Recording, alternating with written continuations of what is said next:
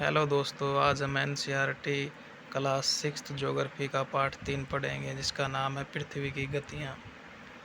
पहला प्रश्न है, पृथ्वी का अपने अक्ष पर घूमना क्या कहलाता है? घूर्णन। और यह पूरा चक्कर लगाने में कितना समय लेती है? 24 घंटे। इसी प्रकार पृथ्वी जब सूर्य के चारों तरफ चक्कर लगाती है तो उसको क्या बोलते हैं? उसको परिक्रमण कहते हैं। पृथ्वी सूर्य के चारों तरफ पूरा चक्कर लगाने में कितना समय लेती है? 365 दिन और 6 घंटे। पृथ्वी का अक्ष एक काल्पनिक रेखा है जो इसके कक्षीय सतह से 66.5 डिग्री का कोण बनाती है। वह समतल जो कक्ष के द्वारा बनाया जाता है उसे क्या कहते हैं? उसे कक्षीय समतल कहते हैं। पृथ्वी अपने अक्ष पर कितने डिग्री झुकी हुई है? 23.5 डिग्री।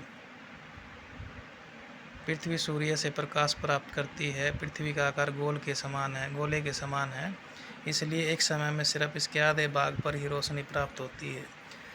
ग्लोब पर वह वृत्त जो दिन तथा रात को विभाजित करता है उसे क्या कहते हैं? प्रदीप्ति वृत्त। पृथ्वी के चारों ओर पृथ्वी की स्थिति में परिवर्तन से किसमें परिवर्तन होता है? ऋतुओं में। सामान्य तौर पर एक वर्ष को गर्मी, सर्दी, वसंत एवं शरद ऋतुओं में बांटा जाता है। लीप वर्ष में कितने दिन होते हैं? 366 दिन। हर साल में 6 घंटे एक्स्ट्रा होते हैं, इसलिए 4 साल के बाद एक दिन एक्स्ट्रा हो जाता है, उसे फरवरी में ऐड कर दिया जाता है। इसलिए 4 साल में एक बार फरवरी में 29 दिन आते हैं। 21 जून को पृथ्वी का उत्तरी गोलार्ध सूर्य की तरफ झुका होता है। सूर्य की किरणें कर्क रेखा पर सीधी पड़ती हैं, जिससे अधिक ऊष्मा प्राप्त होती है। इन क्षेत्रों में सबसे लंबा दिन तथा सबसे छोटी रातें होती हैं। पृथ्वी की इस अवस्था को क्या कहते हैं? उत्तर अयनात। इसके बारे में कुछ और तथ्य। उत्तरी ध्रुव सूर्य की तरफ झुका होता है तथा उत्तरी ध्रुव रेखा के बाद वाले भागों पर लगभग 6 महीने तक लगातार दिन होता है। उत्तरी गोलार्ध के बहुत बड़े भाग में सूर्य की रोशनी प्राप्त होती है, इसलिए विषुवत वृत्त के उत्तरी भाग में गर्मी का मौसम होता है एवं दक्षिणी भाग में सर्दी का मौसम होता है। दक्षिणी ध्रुव सूर्य की ओर झुका हुआ होता है। सूर्य की किरणें मकर रेखा पर सीधी पड़ती हैं तथा दक्षिणी गोलार्ध पर बड़े दिन एवं छोटी रातों वाली ऋतुएं होती हैं। इसे क्या कहते हैं? इसे दक्षिणी अयनात कहते हैं।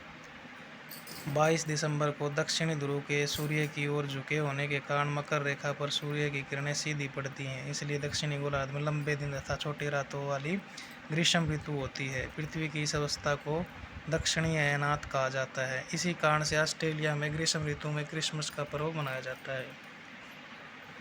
कहाँ सूर्य की किरणें विषुवत वृत्त पर सीधी पड़ती हैं? पूरी पृथ्वी पर दिन व रात बराबर होते हैं तथा कोई भी ध्रुव सूर्य की ओर नहीं झुका होता। विषुव पर 21 मार्च एवं 23 सितंबर को सूर्य की किरणें विषुवत वृत्त पर सीधी पड़ती हैं, जिसे विषुव बोलते हैं। 23 सितंबर को उत्तरी गोलार्ध में शरद ऋतु होती है, दक्षिणी गोलार्ध में वसंत ऋतु होती है।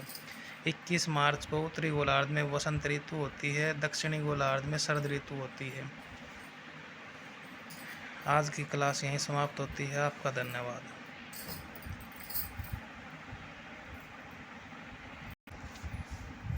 अगर आपको क्लास अच्छी लगी हो तो चैनल को लाइक, सब्सक्राइब और शेयर ज़रूर करना। और जो भी अभी तक मैंने 3 चैप्टर करवाए हैं उन 3 चैप्टर की PDF इसी क्लास के डिस्क्रिप्शन में मिल जाएगी। धन्यवाद।